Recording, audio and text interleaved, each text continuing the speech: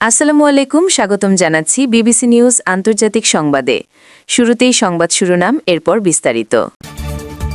Russia Ukraine যুদ্ধ আলোচনায় দ্বিতীয় দিন ৩১৪ জন বন্দী বিনিময়ে সম্মতি ঘোষণা হয়েছে। আবুধাবি শান্তি চুক্তিতে যুদ্ধবিরতি কোনো প্রগতি ছাড়াই শেষ হয়েছে।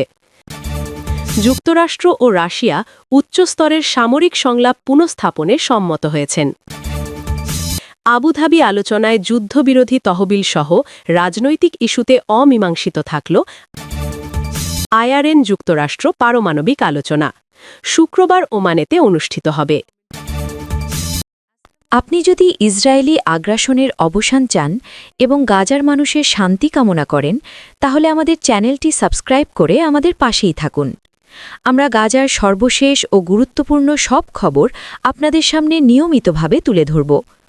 অবশ্যই কমেন্টে আপনার মূল্যবান মতামত জানান। আপনাদের মতামত আমরা অত্যন্ত গুরুত্বের সঙ্গে বিবেচনা করি।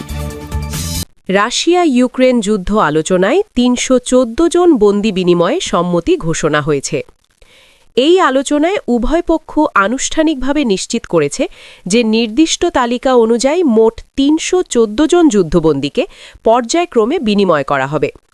আলোচনায় অংশগ্রহণকারী প্রতিনিধিরা জানিয়েছেন, বন্দি বিনিময়ের সিদ্ধান্তটি কেবল মানবিক বিবেচনায় গৃহীত হয়েছে এবং এটি সামরিক বা কৌশলগত কোনো পরিবর্তনের ইঙ্গিত বহন করে না। উভয় পক্ষই বন্দীদের পরিচয় যাচাই, স্বাস্থ্যগত অবস্থা মূল্যায়ন এবং নিরাপদ হস্তান্তর প্রক্রিয়া নিশ্চিত করার বিষয়ে সম্মত হয়েছে। সংশ্লিষ্ট সূত্রগুলো বলছে, বিনিময় প্রক্রিয়ায় তৃতীয় পক্ষ পর্যবেক্ষক উপস্থিত থাকবে এবং নির্দিষ্ট সময়সীমার মধ্যেই প্রতিটি ধাপ সম্পন্ন করার পরিকল্পনা নির্ধারণ করা হয়েছে। আলোচনায় আরও উল্লেখ করা হয় যে বন্দি বিনিময় যুদ্ধক্ষেত্রে চলমান পরিস্থিতির ওপর কোনো তাৎক্ষণিক প্রভাব ফেলবে না এবং এটি কোনো রাজনৈতিক সমঝোতার অংশ হিসেবেও বিবেচিত হচ্ছে না। উভয় পক্ষের প্রতিনিধিরা স্পষ্ট করে বলেন, এই সিদ্ধান্ত আলোচনার একটি সীমিত ফলাফল এবং অন্যান্য অমীমাংসিত বিষয় এতে অন্তর্ভুক্ত নয়। দ্বিতীয় দিন আবুধাবি শান্তি চুক্তিতে যুদ্ধবিরতি কোনো প্রগতি ছাড়াই শেষ হয়েছে।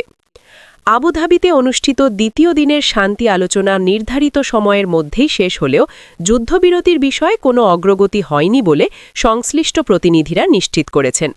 বৈঠকে উভয় পক্ষ যুদ্ধবিরতির শর্ত, সময়কাল এবং পর্যবেক্ষণ ব্যবস্থাপনা নিয়ে নিজ নিজ অবস্থান উপস্থাপন করে, তবে কোনো সমঝোতায় পৌঁছানো সম্ভব হয়নি। আলোচনায় অংশ নেওয়া কূটনৈতিক সূত্রগুলো জানায়, যুদ্ধবিরতির প্রস্তাবের কাঠামো নিয়ে মৌলিক মতপার্থক্য রয়ে গেছে এবং তাৎক্ষণিকভাবে এই ব্যবধান কমানোর কোনো সিদ্ধান্ত হয়নি। আলোচনার শেষ পর্যায়ে উভয় পক্ষই আনুষ্ঠানিকভাবে জানায় যে যুদ্ধবিরতি নিয়ে আলোচনা স্থগিত রাখা হচ্ছে, তবে ভবিষ্যতে পুনরায় আলোচনার সম্ভাবনা নাকচ করা হয়নি। এই বৈঠকে কোনো যৌথ বিবৃতি প্রকাশ করা হয়নি এবং আলোচনার ফলাফল সীমিত পর্যায়েই রাখা হয়েছে। সংশ্লিষ্ট পর্যবেক্ষকরা বলছেন, যুদ্ধবিরতি ইস্যুতে অগ্রগতি না হওয়ায় সামগ্রিক আলোচনা কাঠামো সীমিত পর্যায়েই রয়ে গেছে। যুক্তরাষ্ট্র ও রাশিয়া উচ্চস্তরের সামরিক সংলাপ পুনঃস্থাপনে সম্মত হয়েছে। যুক্তরাষ্ট্র ও রাশিয়া আনুষ্ঠানিকভাবে নিশ্চিত করেছে যে উভয় দেশ উচ্চস্তরের সামরিক সংলাপ পুনরায় শুরু করতে সম্মত হয়েছে। এই সিদ্ধান্তের আওতায় প্রতিরক্ষা মন্ত্রণালয় এবং সামরিক নেতৃত্বের মধ্যে সরাসরি যোগাযোগের নির্দিষ্ট চ্যানেল পুনরায় সক্রিয় করা হবে। সংশ্লিষ্ট বিবৃতিতে বলা হয়েছে, সংলাপের মূল উদ্দেশ্য হবে ভুল বোঝাবুঝি এড়ানো, সামরিক কর্মকাণ্ড সংক্রান্ত স্বচ্ছতা বজায় রাখা এবং আকস্মিক উত্তেজনা নিয়ন্ত্রণে রাখা। উভয় পক্ষই জানিয়েছে যে এই সংলাপ কোনো সামরিক জোট বা যৌথ অভিযানের অংশ নয় এবং এটি কেবল যোগাযোগ ব্যবস্থাপনা পুনর্গঠনের উদ্যোগ। আলোচনায় নিয়মিত বৈঠক, তথ্য আদান-প্রদান এবং জরুরি পরিস্থিতিতে দ্রুত যোগাযোগের কাঠামো নির্ধারণের বিষয়ে সম্মতি হয়েছে। তবে এই সংলাপের মাধ্যমে কোনো নীতিগত ছাড় বা কৌশলগত পরিবর্তন করা হচ্ছে না বলেও স্পষ্ট করা হয়েছে। আবুধাবি আলোচনায় যুদ্ধবিরোধী তহবিল সহ একাধিক রাজনৈতিক ইস্যু অমীমাংসিত অবস্থায় রয়ে গেছে। আলোচনায় অংশগ্রহণকারী প্রতিনিধিরা জানিয়েছেন, প্রস্তাবিত তহবিলের কাঠামো, ব্যবস্থাপনা এবং তহবিল ব্যবহারের শর্ত নিয়ে উভয় পক্ষের মধ্যে স্পষ্ট মতভেদ রয়েছে। রাজনৈতিক ইস্যুগুলোর মধ্যে প্রশাসনিক নিয়ন্ত্রণ, আন্তর্জাতিক তদারকি এবং অর্থনৈতিক ব্যবস্থাপনা সংক্রান্ত প্রশ্ন উঠে আসে, তবে কোনো বিষয়েই চূড়ান্ত সিদ্ধান্ত হয়নি। আলোচনার সময় উভয় পক্ষই নিজ নিজ অবস্থান লিখিতভাবে উপস্থাপন করলেও সমন্বিত কোনো খসড়া তৈরি করা সম্ভব হয়নি।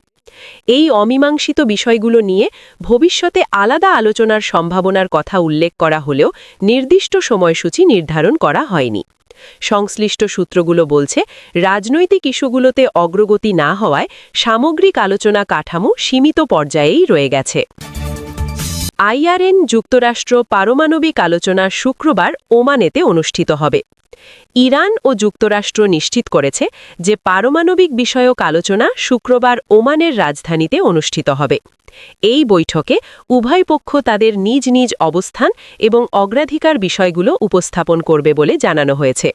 আলোচনার কাঠামো অনুযায়ী প্রতিনিধি দলগুলো পৃথক বৈঠকের পাশাপাশি মধ্যস্থতাকারীদের মাধ্যমে বার্তা বিনিময় করবে। সংশ্লিষ্ট কর্মকর্তারা বলেছেন, আলোচনার লক্ষ্য হবে বিদ্যমান মতপার্থক্য স্পষ্ট করা এবং যোগাযোগের ধারাবাহিকতা বজায় রাখা। তবে আলোচনায় কোনো চূড়ান্ত চুক্তি বা সিদ্ধান্তের বিষয় আগাম কোনো প্রত্যাশা প্রকাশ করা হয়নি। উভয় পক্ষই স্পষ্ট করেছে যে এই বৈঠকটি প্রাথমিক পর্যায়ের এবং আলোচনার ফলাফল পরবর্তী পদক্ষেপ নির্ধারণে সহায়ক হবে। আলোচনার সময় নিরাপত্তা এবং কূটনৈতিক প্রোটোকল কঠোরভাবে অনুসরণ করা হবে বলেও জানানো হয়েছে।